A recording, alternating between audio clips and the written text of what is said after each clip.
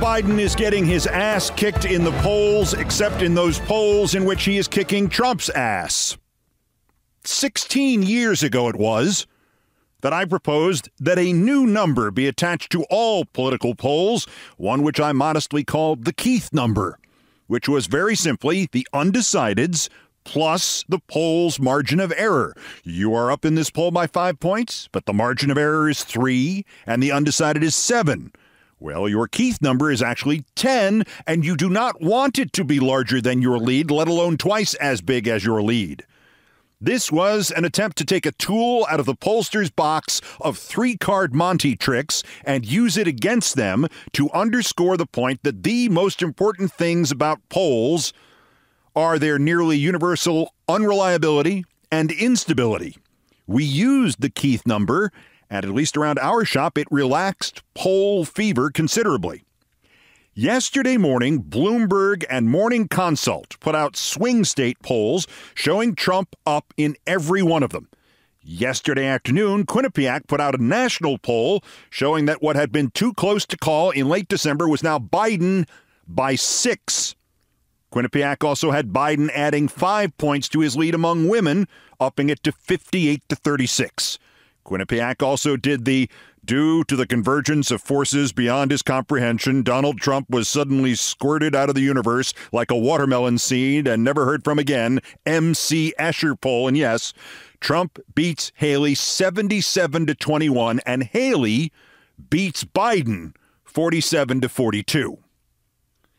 Now, the pollsters have gotten smart in the last 16 years and have started making the margin of error more difficult to find, or they've started to assign different margins of errors to different parts of their poll and to split undecideds into someone else or no answer or refuse to answer, not as a result of the Keith number, just a coincidence, because I'm hardly the only person to have existential doubts about polls, and I certainly was not the first. But best as I can calculate, margin of error in Quinnipiac, the good one for Biden, is just about 3%, which is pretty damn good, and the undecided is 6, which means, sure, Biden is ahead by 6, but the Keith number is 9, which means I'm not wrapping myself in this poll either. It could be 1/3 wrong. On the other hand, in those Bloomberg swing state individual polls, they have smooshed them all together. And they have Trump up 48-40, an 8-point lead. Margin of error? Well, Bloomberg is making this tough on me. They say it's plus or minus 1%, which means 2%. And they say each individual state's margin of error is between 3 and 5%. I will give them something of the benefit of the doubt and say the overall margin of error in this poll is 4. But the undecided is 12. So 4 plus 12 is 16. Thus, the Keith number in the favorable Trump swing state poll is nearly twice as much as Trump's lead. So this poll could be 1/2 wrong. This is why I hate polls. I often cite the movie Network as the most prophetic film ever made, and it is certainly so about television news, but it really was about television news about politics. One of the most shocking things to the audiences of 1976 that saw that film when new was that Network predicted a showbiz, slick, entertainment-oriented national newscast that relied on things that the TV networks of the time would never let their real-life Cronkites and Huntleys and Brinkleys and Reasoners touch, let alone depend on. And the most shocking was a regular segment that movie auteur Patty Chayefsky called Vox Populi, which was clearly a nightly opinion poll, not only treated as news, but featured as one of the most important and popular things on the news. In 1976, it was unthinkable. In 2024, it is automatic. There is no question that there is science to political polling, but much of the refinement of that science is how to get people to answer the way the pollster wants them to answer. I have mentioned this previously. In 2003, when I was back at MSNBC for what was literally planned as 3 days relief for the 5 p.m. anchor who was very sick And when I had no interest in returning to work there full-time, my old friends there revealed that they were about to launch an 8 p.m. newscast called Countdown, and they had already drawn up the contract for the new host they so desperately wanted that they were buying him out of his contract with ABC News. That man's name was Sam Donaldson. Involuntarily, I laughed out loud at this, literally thinking they were kidding. "Don't you know?" I asked. "I've been working at ABC Radio for a year now. They're trying to get Sam to quit. They took him off TV. They put him on a radio call-in show. When that didn't work, they took him off the radio call-in show and made it an online-only call-in show. I filled in for him last month. We got like 3 calls." The MSNBC executive went cold. And then, without even asking me to leave the room, he made a phone call. Frank, I have to get out of this Donaldson deal, buddy. How quickly could you get me a poll or maybe a focus group that shows putting Sam Donaldson on will be a disaster? Okay, great. Fax it to me. Oh, Frank, do me another favor. Another one. Get me a focus group that shows that Keith Olbermann would be great for 8 p.m. Again. Frank was Frank Luntz. Within 48 hours, the Sam Donaldson deal was dead. Within 72 hours, the president of MSNBC was calling my agent asking if there was any chance I might even consider coming back to MSNBC. That is the science of polling. And now, having trashed polls, I will add that what is really useful in them is what sports reporters call interior numbers. Bloomberg asked those Trump voters in those swing states where he's ahead by 8, but the Keith number of uncertainty is 16, if they'd be very willing or somewhat unwilling or very unwilling to still vote for him if he was actually convicted by a jury. And 46% said very unwilling. And the undecided in that was only 7, and the margin of error is 4, so at worst, at least 35% would drop Trump if he's convicted in the swing states. But what about Sam Donaldson? How do they feel about Sam? Who's voting for Sam Donaldson? Who out there has got Frank Luntz's phone number? Hell, who's got Judge Arthur Engoron's phone number? If you spent frustrating moments or hours or longer looking for Engoron's ruling on how much Trump owes, how much he owes the state of New York for business fraud, not how much he owes E. Jean Carroll, or how much he owes Michael Cohen, or how much he owes Stormy Daniels, or how much he owes the people of the United States of America. No, you're not nuts. You did not miss it. After a day of rumors yesterday, Judge Engoron did not announce the count and the amount. And he may not do it today, and he may not do it tomorrow, and somebody who may hear useful rumors as opposed to the ordinary kind, former Assistant New York Attorney General and prosecutor of Trump University Tristan Snell, says he hears aiming for early next week. Of course, that's fine, except previously, Engoron was aiming for January 31st at the latest, and it ain't January anymore. The important part, the cancellation of corporate charters for Trump in New York State, is already locked in. This is about how much the fine will be. The latest demand from the Attorney General's office was $370 million, but Snell's expectation matches the conventional wisdom, and you can take the conventional wisdom for what it's worth. Do we have any polling on conventional wisdoms? But the expectation is the low end of the range, that Trump's endless working of the refs and everybody related to the refs and everybody working for the refs really has left Engoron trying to find a number that hurts but is unlikely to be overturned. The fine could be as low as $200 million, which Trump would position as him being thrown into a bottomless pit and burnt at the stake or something, but would actually be a comparative win for him and a reminder that he does what he does to the Arthur Engorons of this world because the sad truth is it works. The appeals process, and don't lie, through this 18 months of Trump in courtrooms, you have wondered to yourself, maybe we shouldn't have an appeals process in this country. Don't lie, you've thought it. I know I have. We kind of have to have one.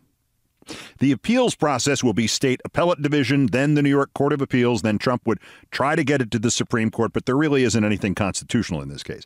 The point of the appeals would be the delay, because delay is what keeps Trump alive, maybe literally by this point, and what keeps anywhere from $283.3 million to $453.3 million in his pocket till further notice. One important caveat to that. When there are court judgments against you for $453.3 million and you have just been banned from doing business in the fourth most populous state in the country, I don't care if you're Elmer J. Fudd billionaire and you own a mansion and a yacht. Even before you actually have to pay the money, the banks will be decreasingly willing to loan you money. And that could be as devastating to Trump as the fines themselves. Delay keeps him alive.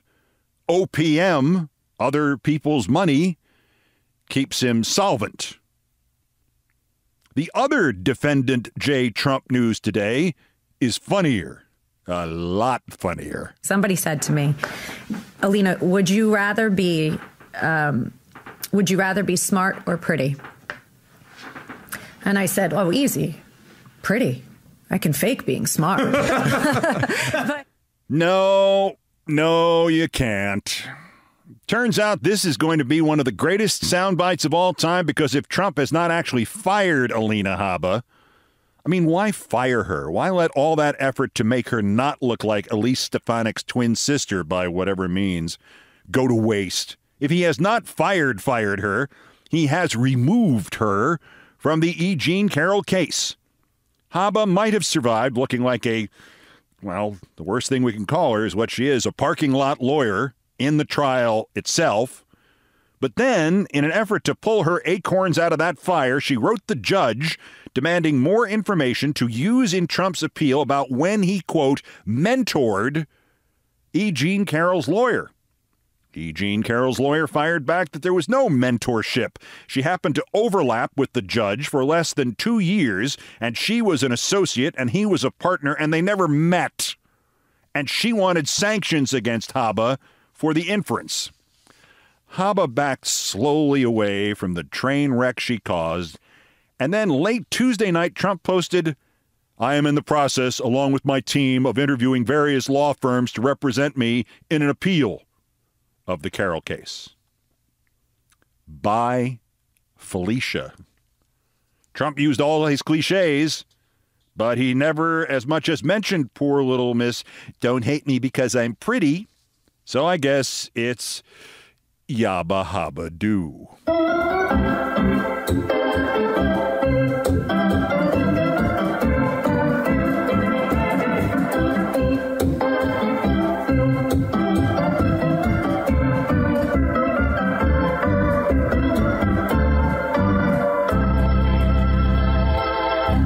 Thank you, Nancy Faust.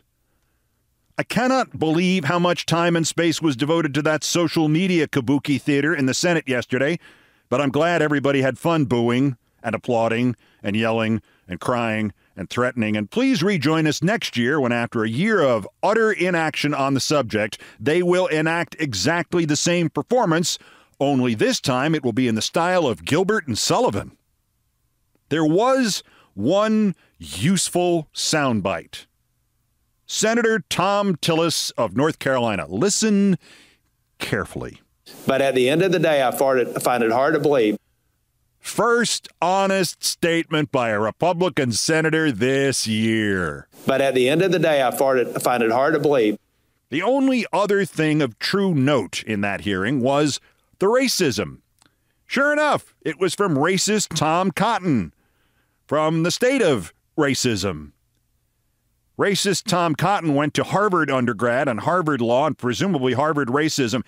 By the way, I've never been prouder that they would not let me in. Thank you, 1975.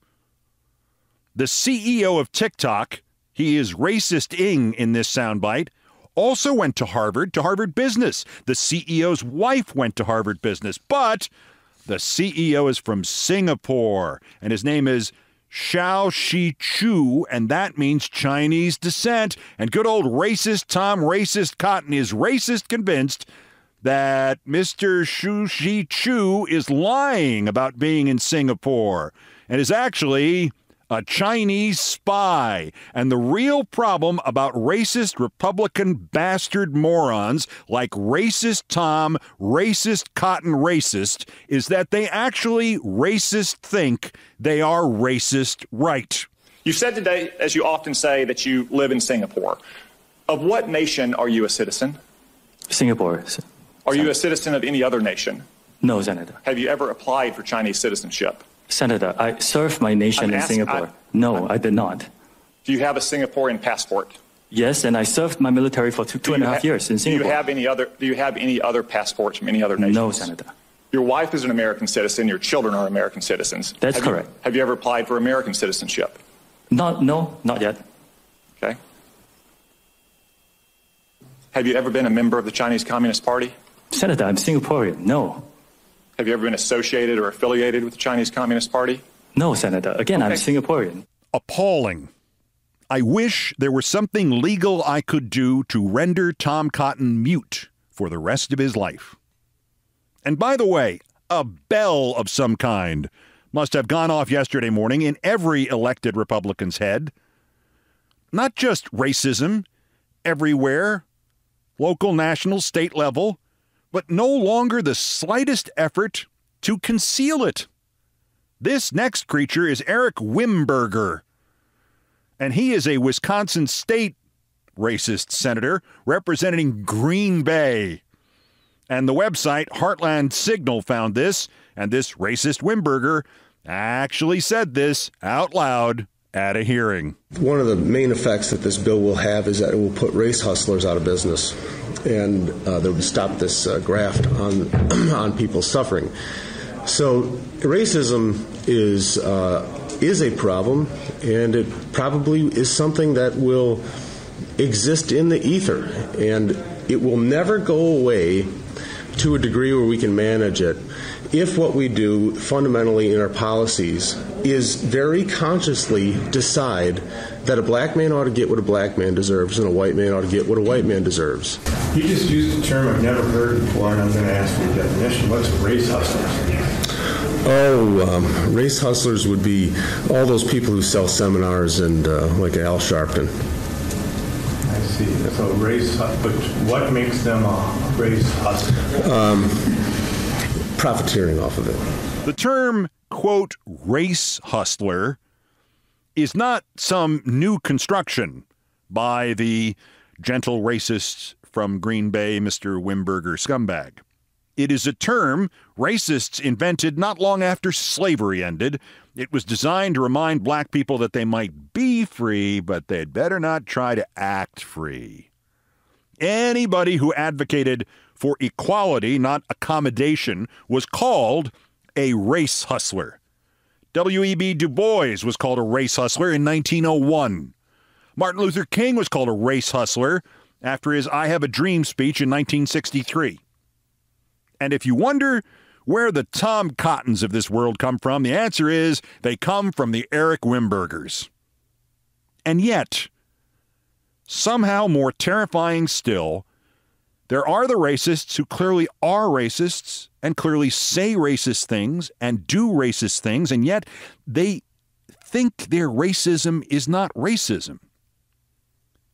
Nikki Haley on The Breakfast Club with Charlamagne the God and DJ Envy, and she doesn't even know how irredeemably racist she really is. I want to ask why you said if Kamala was president, why would send chills down your spine? Sure. So a couple of things. I think with Obama, that was, if you go back, that's when we really started to feel the division. That's when it was. A lot of that was because of white supremacists, though. Well, no, I think it was everything. Everything was exaggerated with the Obama administration. It became more about gender. It became more about race. It became more about separating Americans instead of bringing them together. That was because of right-wing media, though. Well, they were scared to death of a black president. Look, I don't think everybody is at fault. I'm not saying that one person did this, but I'm saying under that administration, it really did cause some. People felt like they were being put in camps through that administration. The second thing is, I saw he was very much an Iranian sympathizer. He very much kept wanting to support and do things with Iran. I think that's incredibly dangerous. This is a culture that says death to America, and you have to always be careful. Kamala, it's from an experience standpoint. Asked about Kamala Harris, she answered about Barack Obama. Didn't even pause.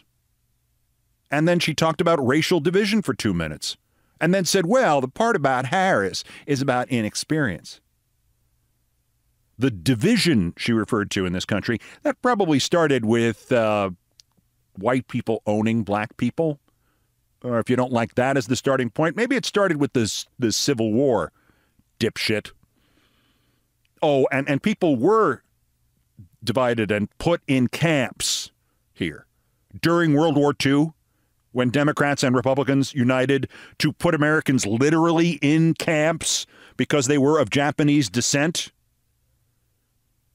And Obama was, you say, an Iranian sympathizer? Sympathizer. I mean, like you, Nikki, you're a Ku Klux Klan sympathizer? Or did you mean something less stupid than that? Nikki Haley is a lying racist cracker. I don't care what her birth name is or where her parents are from. Nikki Haley proves my old theory of the lifeboat. Your ocean liner sinks. You are reenacting the end of Titanic. Suddenly you're in the water. You bob to the surface, and miraculously next to you is a fully outfitted lifeboat that can seat 18 people. One of two things happens next.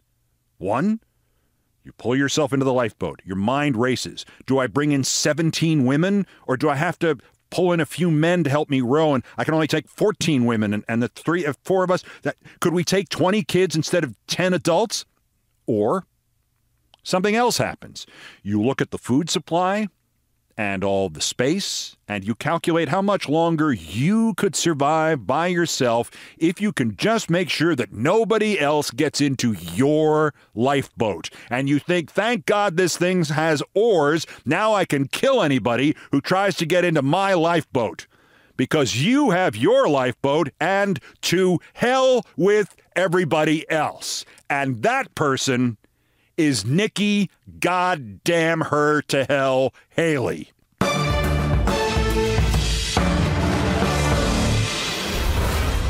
Also of interest here, and somehow none of that might have been the single most racist thing said by a sitting elected Republican all day yesterday.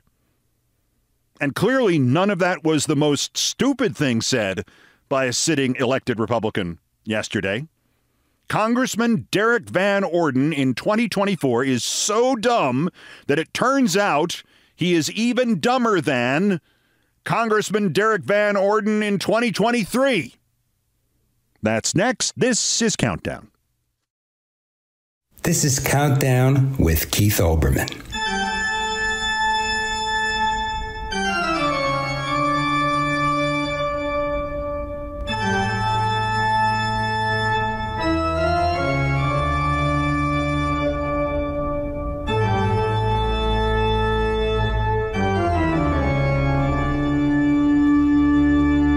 Still ahead on Countdown. If you heard the rumors, that'd be rumors with two U's, that Netflix is about to follow Spotify and drop Prince Harry and Meghan Markle, I think you might be amused and perhaps informed and educated by my own experience trying to explain to Netflix that if it chose to, it could own the entire political media video market. It could replace television and all online stuff in political news.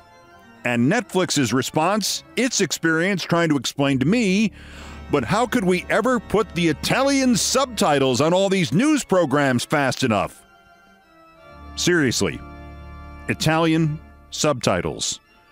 Things I promise not to tell, including Arrivederci Netflix, coming up.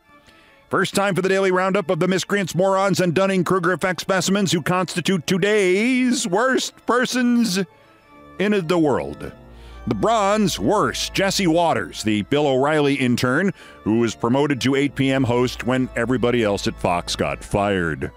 MSNBC's Joy Reid swore on the air the other night, apparently, and Waters, who is so unjustifiably self-confident that he truly owes part or most of his salary to Professors Dunning and Kruger in licensing fees, Waters decided that it was all part of a plot of some kind. What kind of plot? He didn't say. But what does that matter? MSNBC doesn't respect their audience, he said. Well, he has them there. But he then blew the thing by adding, quote, "They're not putting on a show to inform their viewers. It's a brainwashing op." Everything to Jesse is an op. Problem here is to recognize a brainwashing op, Jesse, you'd have to have a brain. The runner-up, worser, Congressman Troy Nehls. More confirmation in the flesh that we just don't pay our public service members enough money to keep the really good candidates in public service, and instead going to where the big cash must be, running 7-Elevens. Congresswoman Cori Bush married her security guard, who had gone to work for her after she got a series of death threats against her. Racist death threats. Congressman Nehls, who has already revealed he has no idea what Congress is supposed to be doing and thinks he's only there to impeach the Director of Homeland Security or the President or a statue or a bartender he doesn't like, Nehls has now added to his confessions by going full-on double racist. She doesn't even support the police, says Nehls, but the idea to pay her thug money to try to help protect her this and that, for what? Maybe if she wouldn't be so loud all the time, maybe she wouldn't be getting threats. Since we're postulating hypotheticals, maybe if Troy Nehls and the other white supremacists of Texas jumped into the Rio Grande, she wouldn't be getting threats either. It's kind of amazing how much subhuman bilge Nehls spit out in that one paragraph. He basically told an African-American woman that she caused the racist death threats against her. He called her husband a thug. By the way, her husband is an Army veteran. He called Army veterans thugs. And as to Nells's, she doesn't even support the police. Remember this idiot cracker congressman who referred to the law officers injured on January 6th as the, quote, sobbing police?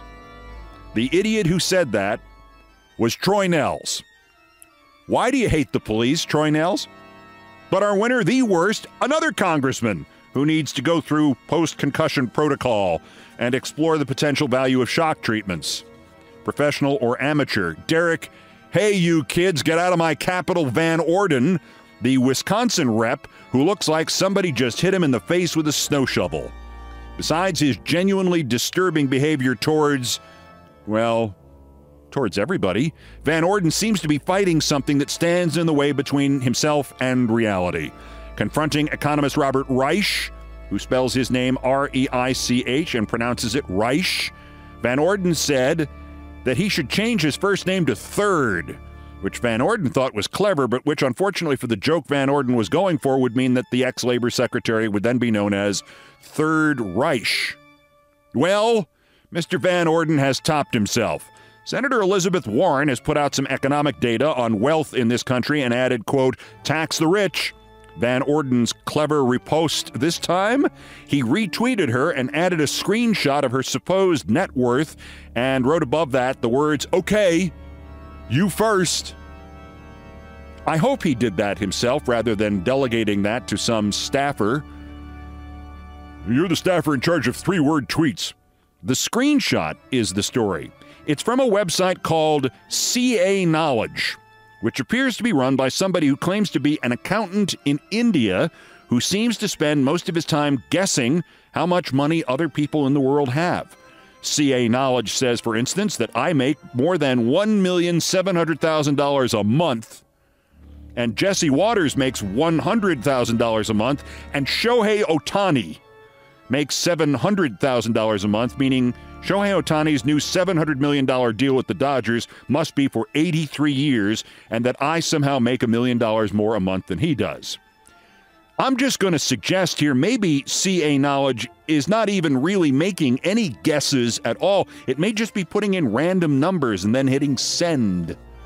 Now back to the original point. The financial biography CA Knowledge provides of Senator Warren that Van Orden screenshotted and posted has a couple of red flags that Van Orden, unsurprisingly, was too stupid to notice. It says that Liz Warren makes $400,000 a month, but also that she only makes $285,000 a year. More importantly, and so far there is no evidence that anybody has broken this fact to Representative Van Orden, CA Knowledge includes some non-financial data in its profiles, and in the profile of Elizabeth Warren that he posted, it says age 74 years, birthplace Oklahoma City, Oklahoma, height United States Senator. Height United States Senator. Republicans long ago proved it does not matter to them if what they say or do or post is not true, largely because their supporters long ago proved it doesn't matter to them either, and usually they don't notice. But the screenshot this idiot Van Orden posted contains only 39 words and one photograph, and if that kind of input load is too much for Derek Van Orden, may I suggest a medically induced coma. Congressman Derek, his height is Pineapple Van Orden, today's worst person in the world and also the dumbest.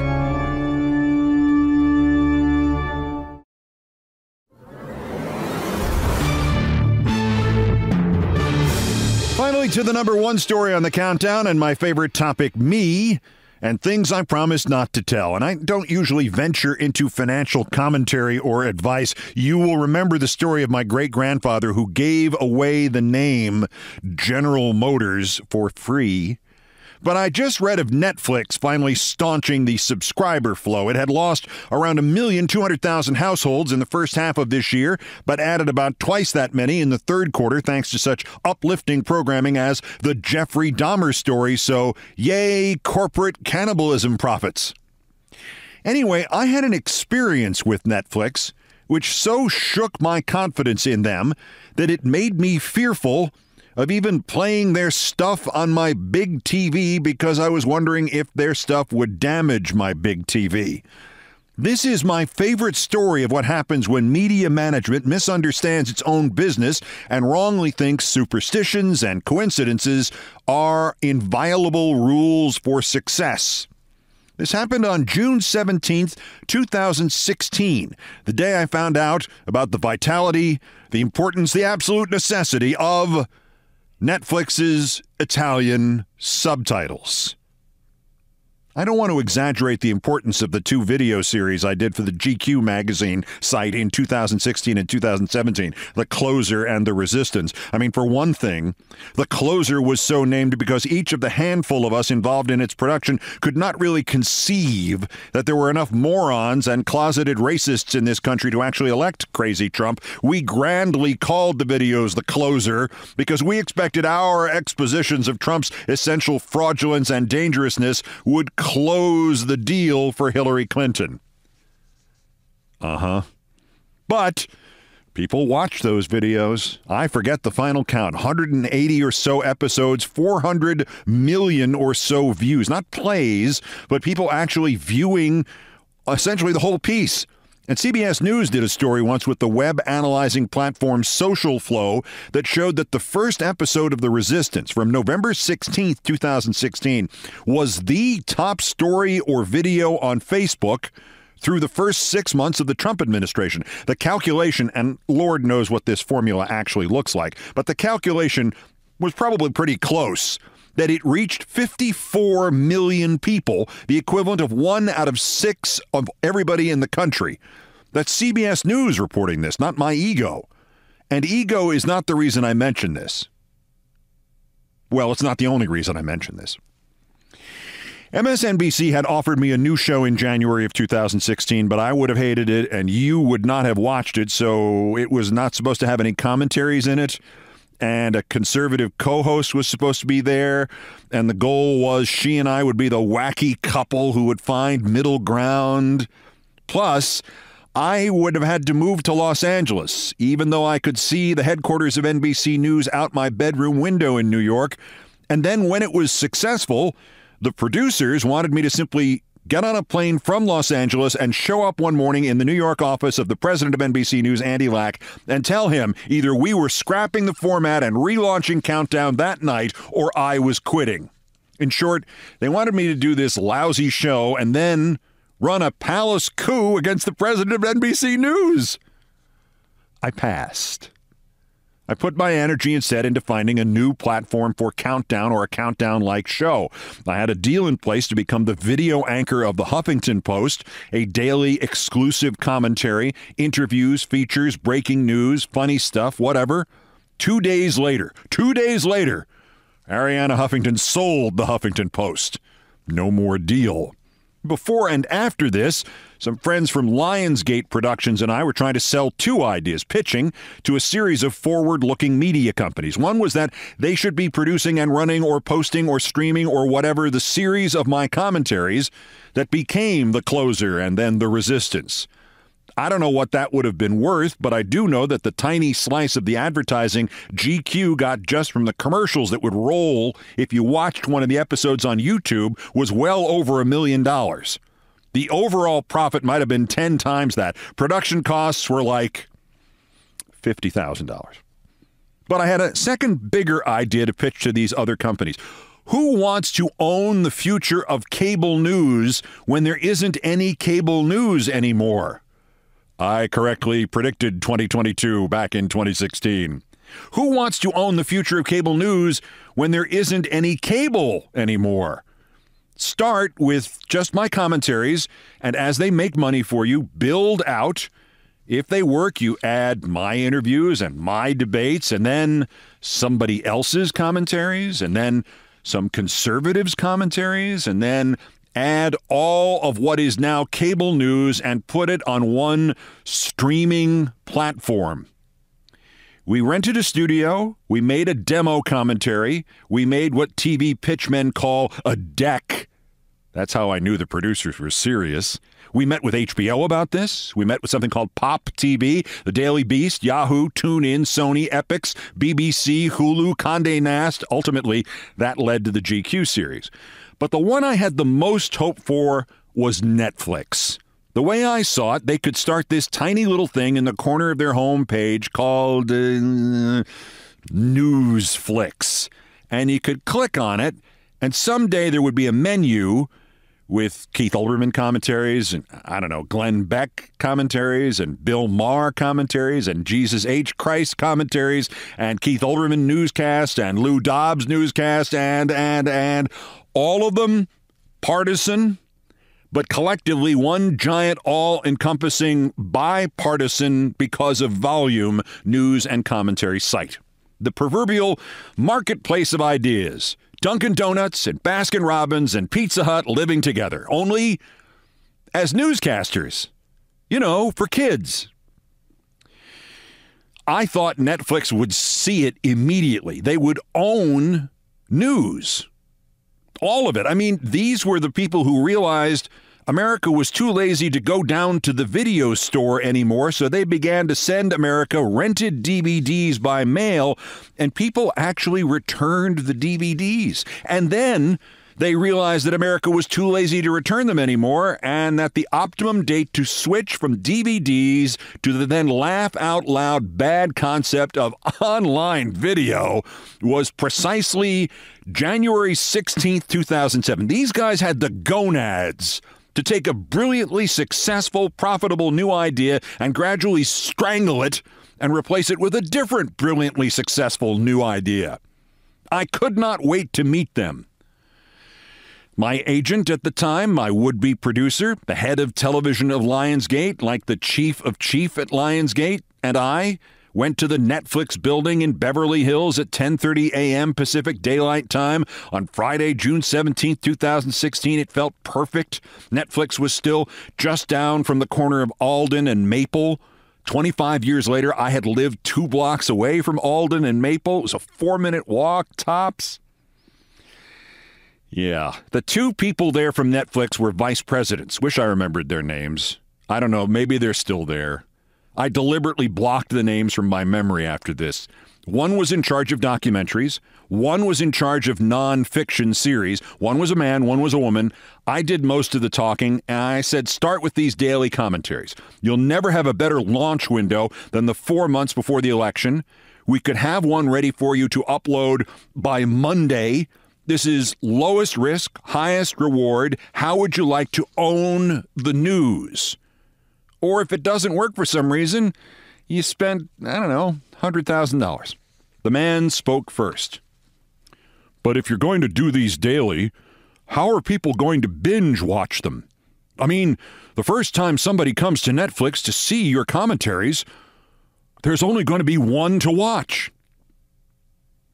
I took a quick breath and explained that could be a drawback. On the other hand, within 4 weeks, there would be 20 of them to binge. We could even start with 5 or 10 evergreen commentaries so that when they come to see the official premiere, they watch that, then 10 more first day, and you guys keep telling the press that your problem is people binge and then they don't come back for another 5 days or week. This way, at least some of them would come back every day to your website. You'd begin to solve your frequency of visitation problem, wouldn't you? I mean, you're the executives. I'm just the talent, the meat puppet, but isn't that the... Then the woman interrupted me. Okay, yeah, that would help. And I like starting with 10. But what about the subtitles? There was a long pause. Then the head of Lionsgate said, what subtitles? The man said, well, everything we run is subtitled in the language of each country we run it in, so your commentary would have to have subtitles added in like 16 different languages. That usually takes 3 months. Could you do commentaries today that would still work in September? I said, well, no. But why do you need subtitles? Why do you need, say, Italian subtitles or any subtitles? I mean, it's very unlikely, I said, that people worldwide who are interested enough in American politics to watch commentaries about American politics don't already speak English. The woman looked aghast. I mean, the coloring of her face changed. But the subtitles, she said, we always have subtitles. We always do it that way here. And I said, well, yeah, I understand. But see, this would be for Newsflix, not Netflix per se. See, you could adapt your rules to fit the urgency of timeliness. I mean, MSNBC has a profit of like $500 million a year because of timeliness. And they're last in profit in cable news. Couldn't you adjust slightly for $500 million a year? The man now looked aghast. No, we couldn't. This is the Netflix rule. We can't change a rule. I began to feel not happy. The man spoke again. Plus, what about the 1201 rule? We all looked at each other. You said the commentaries would probably work best at 8 or 9 p.m., but in all of our countries, anything new gets posted at exactly 12:01 a.m. local time, only at 12:01 a.m. So anything you did today could not possibly run until 12:01 a.m. tomorrow. I was still reeling from the Italian subtitles. Now there was also an unbreakable 12:01 tomorrow rule.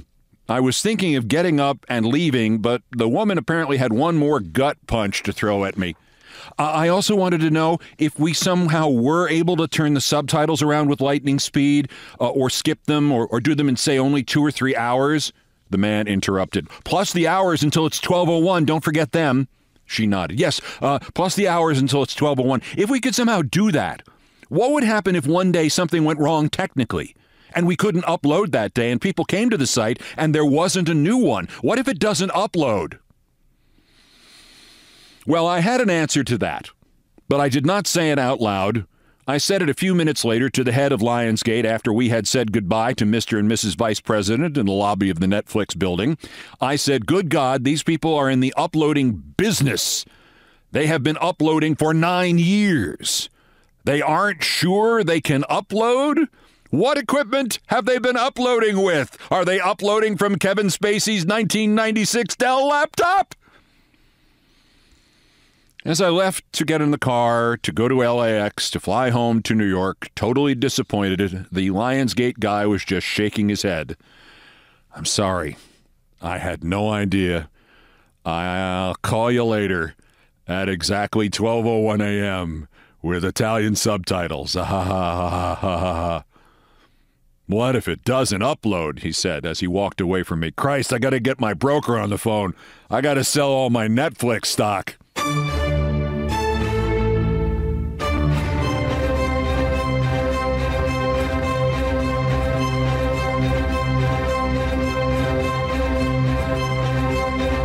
I've done all the damage I can do here. Thank you for listening. Countdown has come to you from the world headquarters of the Olbermann Broadcasting Empire in New York. Countdown musical directors Brian Ray and John Philip Chanel arranged, produced, and performed most of our music. Mr. Ray was on guitars, bass, and drums, and Mr. Chanel handled orchestration and keyboards, produced by TKO Brothers. Other music, including some of the Beethoven compositions, were arranged and performed by the group No Horns Allowed. By the way, that's TKO Brothers and not somebody named TKO Brothers, not Joyce Brothers' brother or something. Joyce Brothers, who not only went to Cornell, as did I, but worked at the Cornell radio station, WVBR. Not anytime near mine, but we once discussed this on Countdown. You've lost interest, haven't you? The sports music is the Olbermann theme from ESPN2, written by Mitch Warren Davis, courtesy of ESPN Inc. Our satirical and pithy musical comments are by Nancy Faust, the best baseball stadium organist ever. Our announcer today was my friend Dennis Leary. Everything else was pretty much my fault. So next countdown for this, the 279th day until the 2024 U.S. presidential election and the 1,122nd day since Dementia J. Trump's first attempted coup against the democratically elected government of the United States. Use the 14th Amendment, use the Insurrection Act, use the justice system, use the mental health system to stop him from doing it again while we still can. The next scheduled countdown is tomorrow, bulletins as the news warrants, and if my throat permits. Till then, I'm Keith Olbermann. Good morning, good afternoon, good night, and good luck.